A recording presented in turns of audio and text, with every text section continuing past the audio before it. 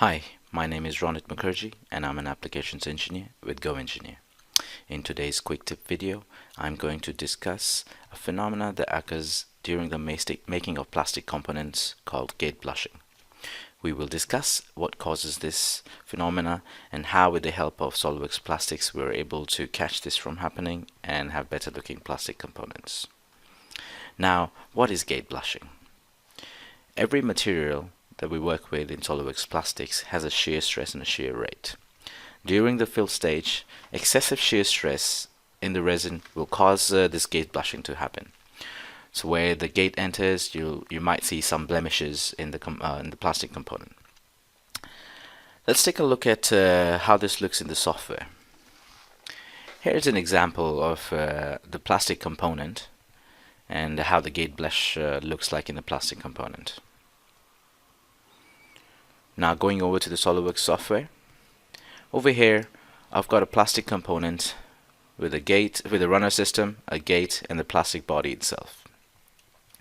I've created two different configurations for this plastic component. So if I go into my configurations manager, you'll notice the one has a smaller gate, and then I've got a configuration with a larger gate. So the idea is to simulate gate blushing in the smaller gate and have SOLIDWORKS Plastics show you where this gate blushing is happening, and then change the gate size and see this gate blushing phenomena go away. So first things first, I'm going to go ahead and go to my SOLIDWORKS add-ins tab and click on SOLIDWORKS Plastics to bring in the plastics license. As soon as I do that, I will notice a SOLIDWORKS Plastics tab right up here and another SOLIDWORKS Plastics tab in the manager. If I click on this tab, this takes me to the study. Now I've already run this study for time-saving purposes. I've created a solid mesh. I want to show you what material we are using, so I'll open this database, and under the PA66 we are using the Ultramid A3E G6 as our plastic material. If I look at some of these properties, I see the maximum shear stress. We're looking at it about 0.5 megapascals.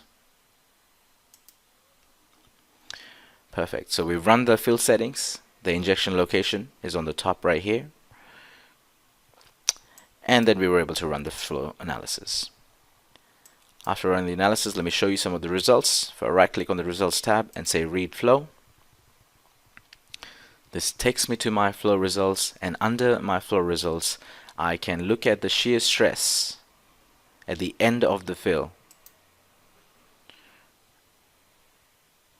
or shear stress at the end of the fill, and you'll notice we're looking at the highest shear stress in this particular simulation at about 0.67 megapascals.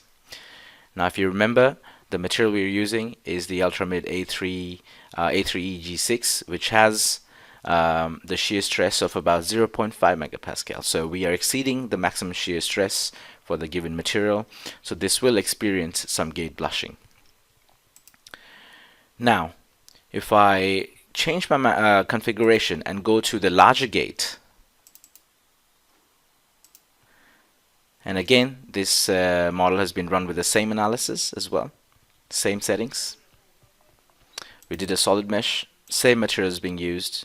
We ran the fill, injection location is on the top right there, and if I show you the flow results, and once we look at the shear stress, you will notice that the shear stress in this particular model is a little below the maximum one for the given material. So for the given material we're looking at about 0.5 megapascals. After increasing the gate size, I'm looking at about 0.3 megapascals for my shear stress at the end of the fill. Now 0.31 is well below our 0.5 range, so in this case I would not be experiencing any gate blush.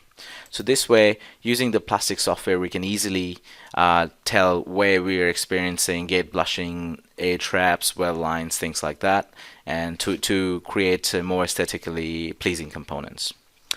Well, I hope you enjoyed watching this video. Thank you for watching.